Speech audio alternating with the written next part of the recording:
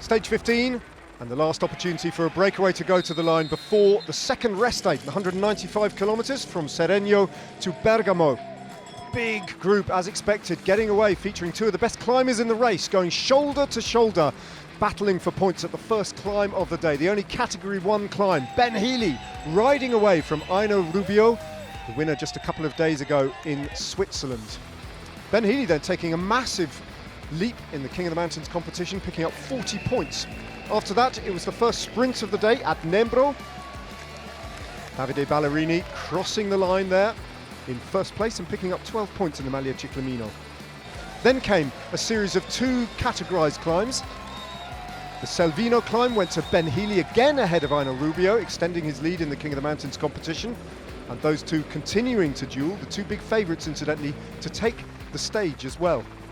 On the next climb of the day, a slightly different story, as Aino Rubio and Ben Healy once again battled, this time though the Colombian getting his wheel just in front of Ben Healy and turning tables on the Irishman.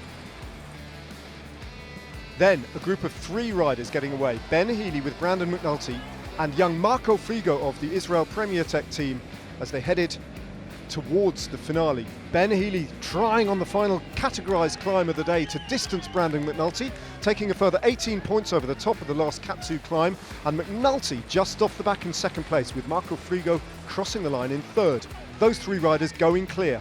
Marco Frigo then somehow winched his way back to the wheel of Ben Healy and Brandon McNulty as they headed to the final uncategorised climb of the day in Bergamo, close to the finish line, where Healy tried hard to dislodge McNulty unsuccessfully, and the American was on the Irishman's wheel as they entered the final kilometre. Marco Frigo then making contact again, getting the jump on them and sprinting for the line, and for a while it looked like he might be able to hang on to the win, but McNulty powered to the line ahead of Healy, with Marco Frigo in a brilliant third.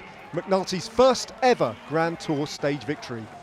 Then Geraint Thomas headed a field of GC riders, all coming to the line pretty much together. Bruno Armirai, the Maglia Rosa, just a little bit off the back. Brandon, your first Grand Tour win, how do you feel? Indescribable. I mean, it was my goal coming here, and then I got sick in the TT or during that day, and then I didn't really know what was going to happen, and then today it came together, and I'm so happy.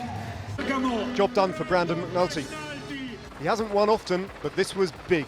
Brandon McNulty winning at the Giro for the first time in his life, and Bruno Armirai enjoying a second day in pink with a diminished advantage of 1:08 over Geraint Thomas.